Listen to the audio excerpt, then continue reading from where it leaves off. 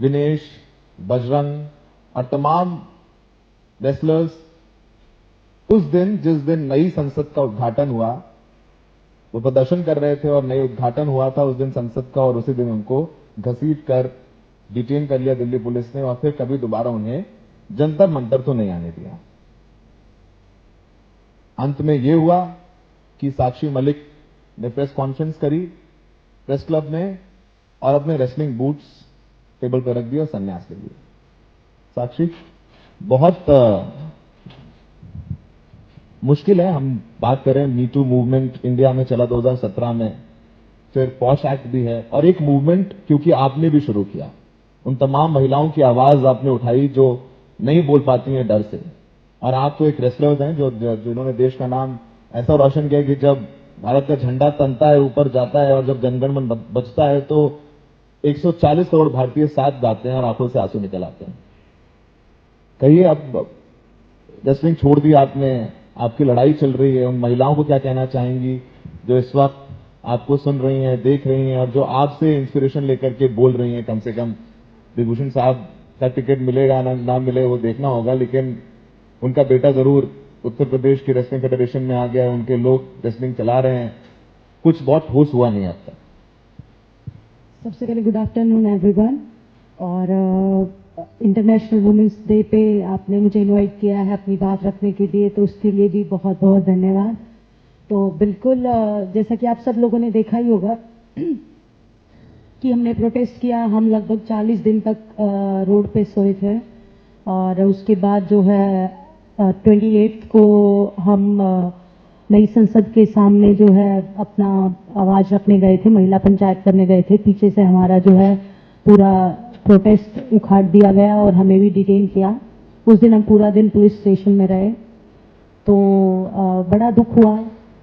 सरकार ने बोला, आश्वासन दिया हमें कि हम जो है अच्छा करेंगे और आप शांत हो जाओ, हम आपके फेवर में ही डिसीजन लेंगे। तो हमने भी वो आश्वासन को मानते हुए बैठे, लेकिन कुछ ही महीनों बाद पता चला, और आपने न्यूज़ भी देखी होगी, कि उसी का प्रेसिडेंट जो ब्रिजभूषण है, उसी का बिल्कुल खास आदमी जो है फेडरेशन का प्रेसिडेंट बना दिया गया। और पोस्टर्स भी देखे होंगे कितनी बेहूदगी के साथ उसने पोस्टर उसके बेटे ने उठाया हुआ था कि दबदबा है और दबदबा रहेगा। तो ये चीज़ देख के बड़ा दुख हुआ कि हमने इतने सालों बाद हिम्मत की आवाज़ उठाने की, और वो अभी भी वही दिखाना चाहता है कि उसका दबदबा है और दबदबा रहेगा। तो फिर मैंने डिसाइड किया कि इन लोगों के बीच में मैं रेसलिंग नहीं कर सकती हूँ। बहुत सालों से ये चीज़ झेल करके, सुन करके, जूनियर्स के साथ, सीनियर्स से सुन करके इस चीज़ को मैंने देखा भी है और झेला भी है, लेकिन फिर मैंने डिसाइड किया कि अगर उस जैसे आदमी जो महिलाओं के साथ शोषण करते हैं, उनके बीच में मैं रेसलिंग नहीं कर सकती हूँ। और ये बड़ा दुख होता है, अभी भी इस चीज़ को ऐसे ही चल रहा है कि पता नहीं किस साइड ये चीज़ जाएगी, पर दुख बड़ा होता है। ठीक है, मैंने तो अपनी रेसलिंग को त्याग दिया है, लेकिन जो जूनियर लड़कियां हैं जो हमारे उम्मीद में बैठी थी कि कुछ अच्छा होगा और ब्रिजभूषण और उसके आदमी फेडरेशन से निकल जाएंगे, उनके लिए दुख होता है कि वो अगर ऐसा नहीं हुआ और उसी का आदमी रहा तो बिल्कुल वो दोहरे शोषण होगा उनके साथ, जो कि मैं बिल्कुल नहीं चाहती हूँ। हमने अपनी आवाज़ उठाने के लिए बिल्कुल कसर नहीं छोड़ी, जो हमसे हुआ हमने किया, और बस अब तो यही चाहेंगे। और बार बार मैं बोलती हूँ, आप मेरे ट्वीट्स देखते होंगे, और जो अब मैं बोलती हूँ कि निवेदन है सरकार से कि उससे रिलेटेड या उसके परिवार का कोई आदमी ना आए। मैं चाहती हूँ कि मेरी कुश्ती जो है वो सुरक्षित हो।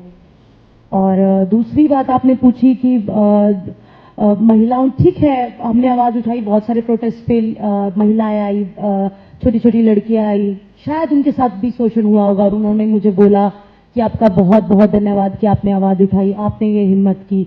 तो शायद थोड़ा बहुत, पूरा तो नहीं, थोड़ा बहुत हमने उनको मोटिवेट किया होगा कि वो भी अपनी आवाज उठा सके, या उनके साथ कभी गलत हो तो आवाज उठाएं।